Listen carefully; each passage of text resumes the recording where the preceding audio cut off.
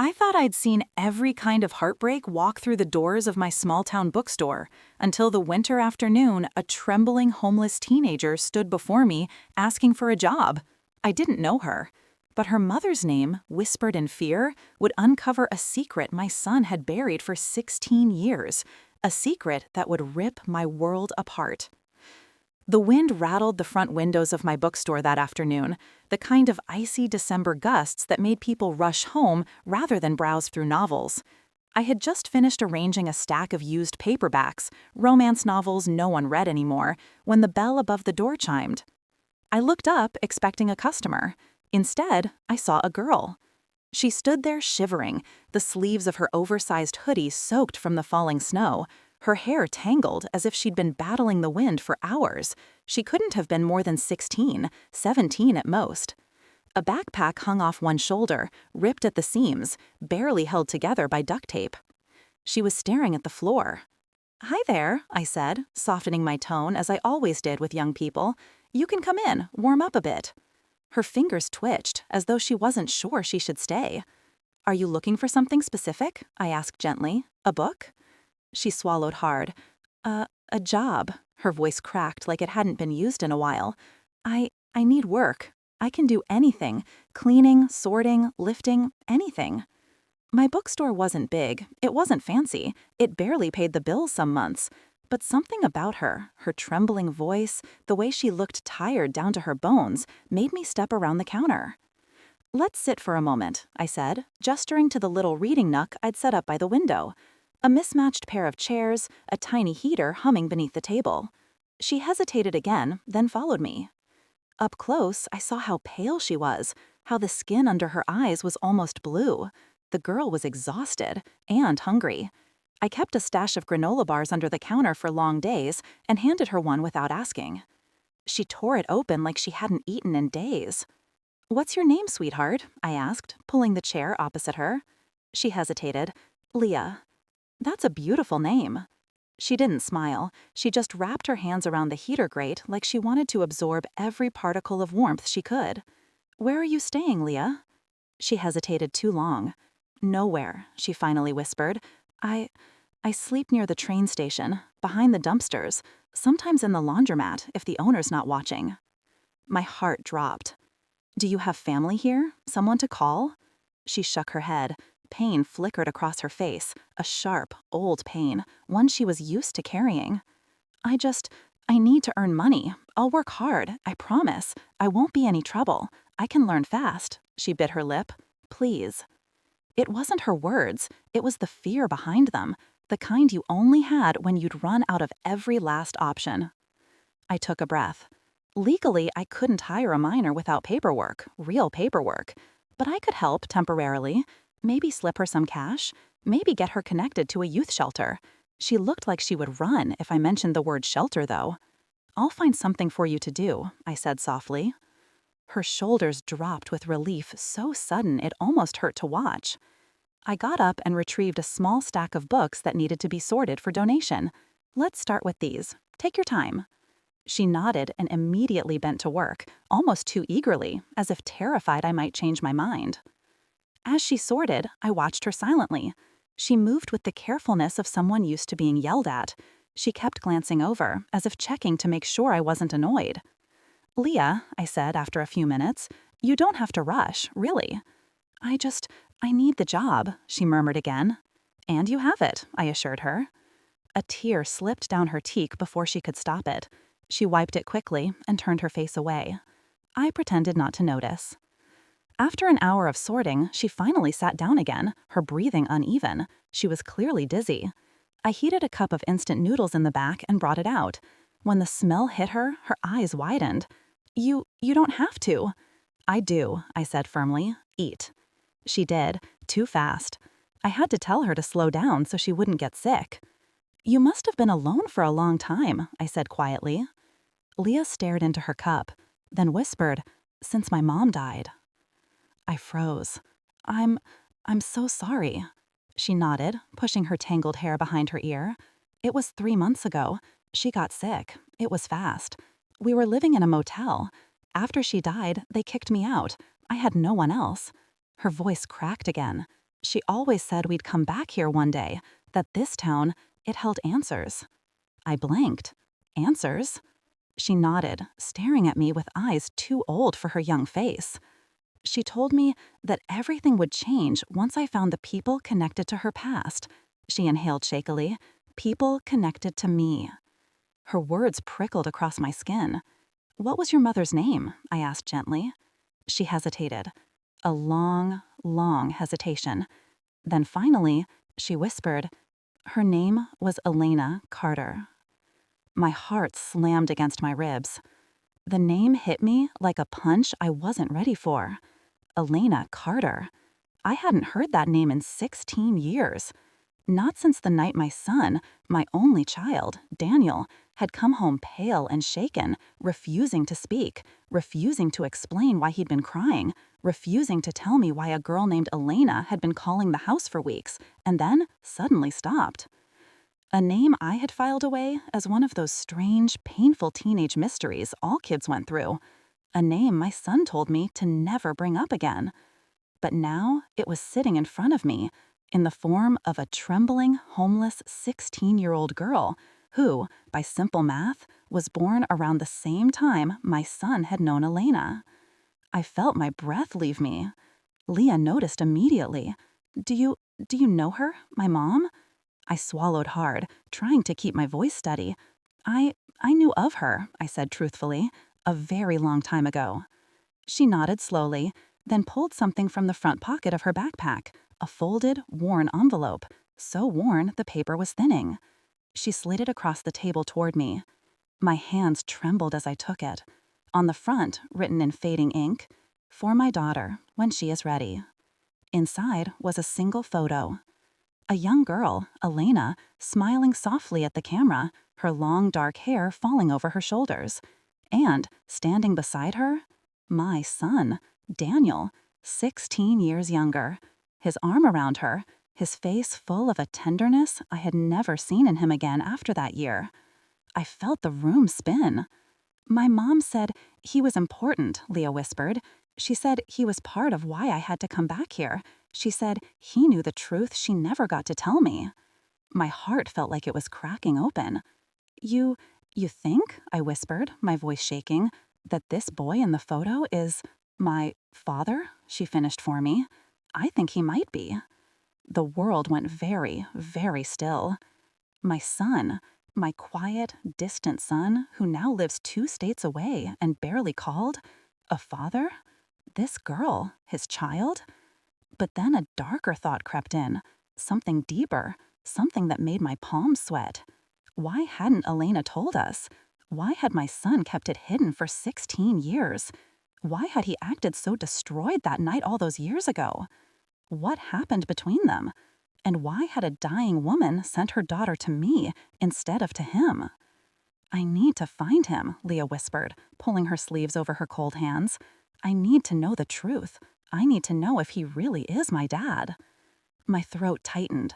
"You said your mother died 3 months ago. She sent you here all alone?" "She said this was the only place I'd be safe." Safe. The word hung in the air like a shadow. Safe from what? I wanted to ask, but before I could, the bell over the bookstore door chimed again. I turned, and my heart stopped. Because standing there, frozen, pale, staring at Leah like he'd seen a ghost, was my son, Daniel, 16 years older. 16 years after the night he'd refused to speak about Elena. 16 years after he'd buried something so deep even I hadn't been able to reach him. "Mom," he whispered, his voice hoarse. Then his eyes shifted to the girl beside me, and in a voice breaking apart at the seams, he whispered, "Leah?" Leah stood up slowly, confusion mixing with fear. She breathed. "Do you know me?" Daniel staggered back a step, his hands shaking violently. I need to talk to you," he whispered, "both of you." His eyes were wet, haunted, terrified. Because the past he'd run from his entire adult life had just walked into my bookstore, wearing a torn hoodie and carrying the name of the girl he once loved. and whatever he had hidden, whatever he had buried, was about to explode into the open. Daniel didn't move at first. He just stood there in the doorway, the cold air from outside swirling around him, his eyes locked on the trembling girl who almost certainly was his daughter. I had seen my son afraid before, as a little boy who hated thunder, as a teenager afraid to tell me he failed a test, as a young man terrified of moving out on his own. But I had never seen him look like this, like someone whose entire soul had been dragged back into a nightmare he'd spent 16 years running from. "Daniel," I said softly, but my voice barely reached him. He swallowed hard, his gaze flicking between Leah and me. I wasn't. His breath caught. "Mom, why is she here?" "She came looking for work," I said steadily, trying to piece my own emotions back together. "And answers." Leah stepped closer, her hands shaking. Do you know my mom, Elena Carter?" Daniel shut his eyes. His whole body seemed to fold in on itself. "Yes," he whispered. "I knew her." Silence swallowed the room. Leah's voice dropped to almost nothing. "Did you know she had a daughter?" Daniel's jaw clenched so tightly the muscles twitched. I didn't know about you," he said, pain spilling into every word. "I swear I didn't." "But you knew my mom?" He nodded, tears filling his eyes before he could hide them. "I loved her," he said quietly. A soft, broken gasp escaped Leah. I felt my own chest tighten. Daniel stepped further inside, running a trembling hand through his hair. "Mom, can we talk in private?" "No." Leah's voice, though small, was firm. "This is about me, too." Daniel looked at her, really looked at her, and something inside him shattered. I saw it in the way he breathed, in the way his shoulders sagged, in the way his hand reached out before he pulled it back. "Okay," he whispered. "Okay, you deserve the truth." We sat in the reading nook, the bookstore around us eerily quiet, as if the shelves themselves were holding their breath. Daniel leaned forward, elbows on his knees, staring at the floor like it burned. "When I was 17, he began, voice raw, "I met your mother. We were in the same literature class. She loved books even more than I did. We started studying together, talking after class, falling in love before we realized it." A faint smile flickered across his lips, then vanished. But her home life was bad, worse than she ever let people know. Her mom had left years before. Her father drank, and when he drank, he hurt her. She hid it. She always hid it. He dragged in a breath. Until the night she didn't. Leah froze, her fingers gripping the edge of the chair. "He found out about me," Daniel whispered, "about us being together. He beat her, badly. She came to my house, bruised and bleeding." His voice cracked. "Mom, you remember that night." My throat tightened. I remembered all too well. The night Daniel had begged me not to call the police. The night he sat beside a crying girl on our couch until dawn. "Yes," I whispered. "I remember." "I wanted her to stay," Daniel continued, "to live with us. But she was terrified her father would come after me. So she left town, disappeared the next morning." His eyes shone with misery. "I tried to find her. I called all her friends. I even went to the police. But without evidence, they said there was nothing they could do." He wiped his face. "And then, months later, I heard she had moved away for good. I thought she didn't want me anymore. I didn't know she was pregnant." Leah swallowed, her voice trembling. "She told me you were kind, that you saved her life." Daniel bowed his head, tears falling freely now. "I loved her," he whispered. "I would have loved you, too, if I'd known." Leah's breath hitched, and for a moment no one spoke. The truth was devastating for all three of us, beautiful and tragic all at once. But something still didn't make sense. "Leah said her mother came back here for answers," I said quietly. "That she said she'd only be safe in this town. Why? From whom? Daniel's expression changed. His grief sharpened into fear. Leah, he whispered carefully, when your mother died, did she say anything else? Anything about who she was afraid of? Leah nodded slowly, reaching into her backpack again. She pulled out a second envelope, smaller, sealed with tape. She told me this before she died, she said. She told me if something happened to her, I had to come here, to this town. She said I had to find the only man she trusted. She looked at Daniel. She meant you. Daniel pressed his hand over his mouth, overwhelmed. Leah held out the envelope. I haven't opened it yet. I was scared. Do you want me to open it? I asked gently. Leah shook her head. I want Daniel to. Daniel hesitated, then took the envelope like it was a live wire. His hands shook as he ripped the tape. He pulled out a folded sheet of paper. As he read, the blood drained from his face. His lips parted. His pupils dilated. His shoulders shook uncontrollably. Daniel, I whispered, terrified. He didn't speak at first. He just kept rereading the words, as if hoping they would change. Finally, in a broken, hollow voice, he said, "Oh, God. She didn't leave because she wanted to. She was running from him." Him? Who? I asked. Daniel swallowed. Her father, he whispered. He found her again, years later. She thought he'd forgotten. She thought she was safe. My stomach twisted. Leah's eyes filled with tears. My grandfather? Daniel nodded painfully.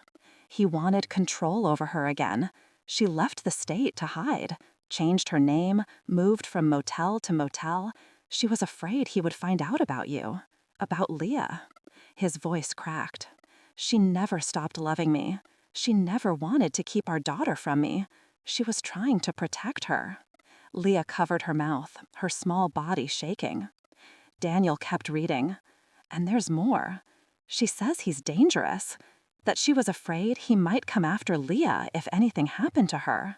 His breath hitched, that she didn't have time left, and she needed Leah to be with someone safe. Safe? There was that word again. Then Daniel froze. His face went white. He lifted the paper closer to his face, as if hoping he'd misread it. She wrote, his voice trembled violently. She wrote that he's been looking for you, Leah, that he knows she had a child, that he wants to finish what he started. A cold wave rolled through my chest. Leah let out a small whimper. He hurt me once, she whispered, when I was little. Mom didn't talk about it. She just said he'd never touch me again. Daniel choked on a sob and pulled her into his arms. For the first time, a father embracing the daughter he'd never known he had. Leah clung to him, crying into his shirt, and Daniel held her like he'd never let go. Mom, he sobbed, turning toward me, I need your help. I can't let anything happen to her. You have it, I said instantly. Both of you are staying with me, tonight and every night after, until we figure this out. Daniel nodded, tears still streaming down his face. But we were not prepared for what would happen next. Because as we sat there, trying to wrap our minds around the nightmare Elena had endured and the danger Leah might still be in, the bell above the bookstore chimed again. Footsteps. Heavy, slow. I turned around. A man, tall, broad-shouldered, unshaven, with a deep scar across his left cheek. His eyes were the color of burnt ash, cold, dead, searching. And when they landed on Leah, a twisted smile crawled across his face. Well, he said softly, voice chillingly familiar, even though I'd never heard it before. Leah's blood ran cold. I felt her freeze. Daniel stood abruptly, pulling her behind him. The man's smile widened. Hello, Leah, he said. Her lips trembled. Grandpa? Everything inside me turned to ice. Daniel whispered, Get behind me, now. But Leah couldn't move. The man stepped closer. I've been looking for you, he said, his voice dripping with poison. Your mother kept you hidden, but she's gone now. And you. Daniel cut him off, voice shaking with rage. "Stay away from her." The man's eyes flicked to my son and narrowed. "Well now," he murmured, "you must be Daniel." Daniel's heart visibly stopped. He knew the name. The man smirked slowly, like a predator recognizing prey it had hunted years ago. "Oh yes," he said, "Elena told me all about you." Daniel flinched. Leah grabbed my hand under the table, her palm ice cold. The man took another step closer. And in a voice that made my blood freeze, he whispered, "You should have stayed out of it 16 years ago, boy. But since you didn't." His eyes slid to Leah. The air in the bookstore thickened until it felt like trying to breathe through water. Leah clung to my arm with a fearful, trembling grip. Daniel stood in front of her like a shield. And the man, her grandfather, Elena's nightmare, smirked like he enjoyed the terror he caused.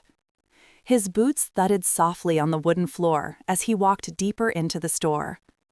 "Don't come any closer," Daniel warned, voice trembling between fear and fury. The man paused only for a moment, then tilted his head. Still the same boy who thinks he can protect someone he barely understands. Daniel's hands curled into fists. "I loved her. I would have protected her if you hadn't chased her out of town." The man shrugged lazily. "She was mine to control. My daughter, my property." Leah flinched so violently I felt the tremor through her whole body. Daniel took a step forward, fury sparking in his eyes.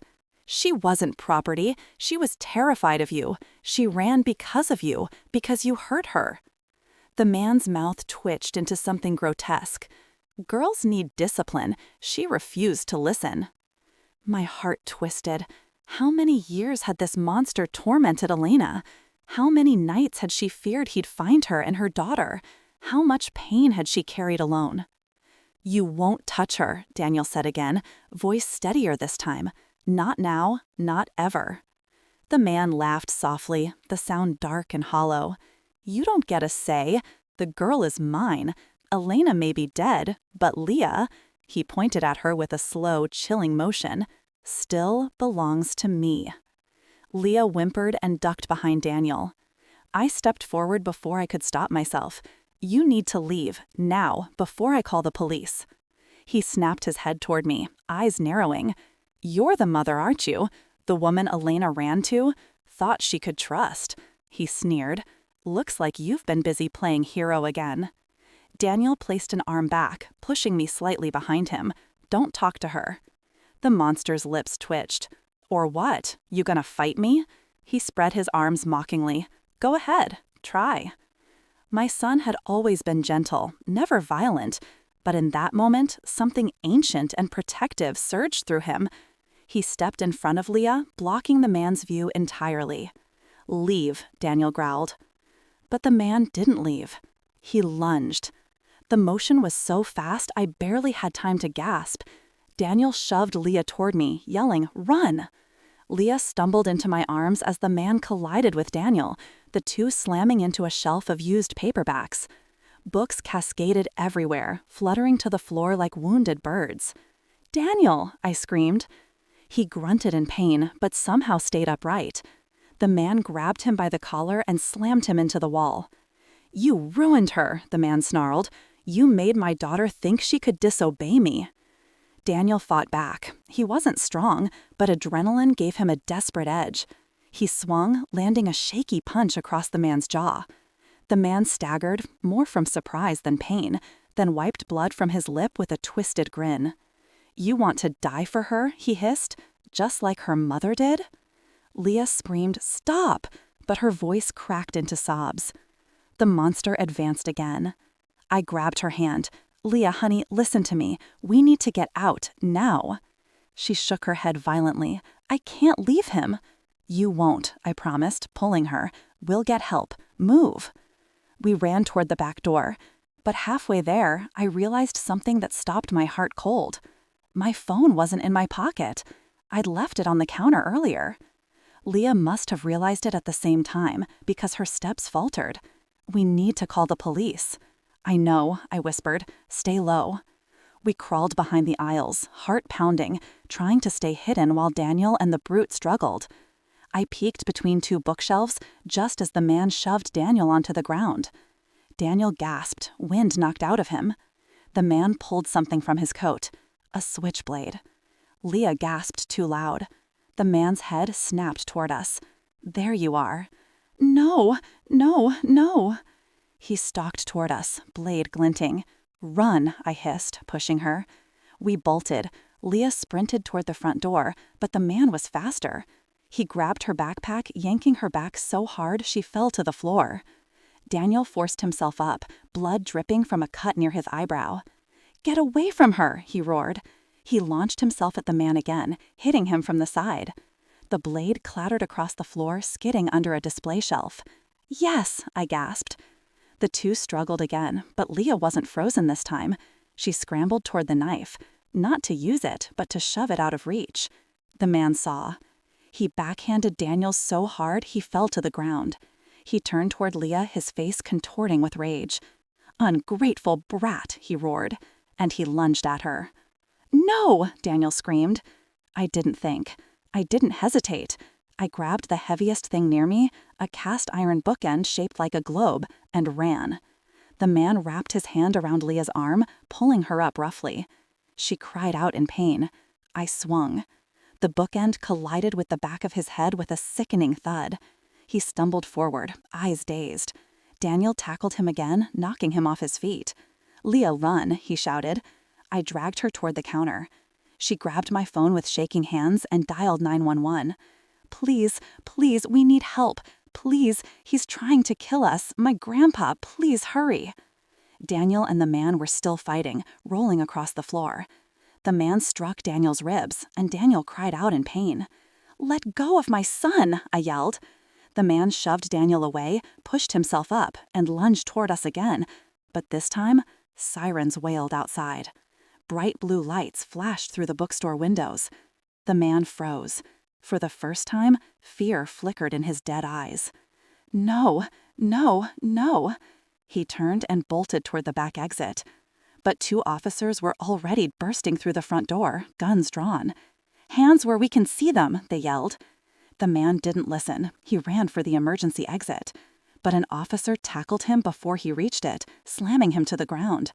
Another officer cuffed him, pressing a knee into his back as he thrashed and screamed. "You can't take her! She belongs to me! To me!" Leah sobbed and covered her ears. Daniel collapsed onto the floor, panting, clutching his ribs. Blood smeared his cheek and chin.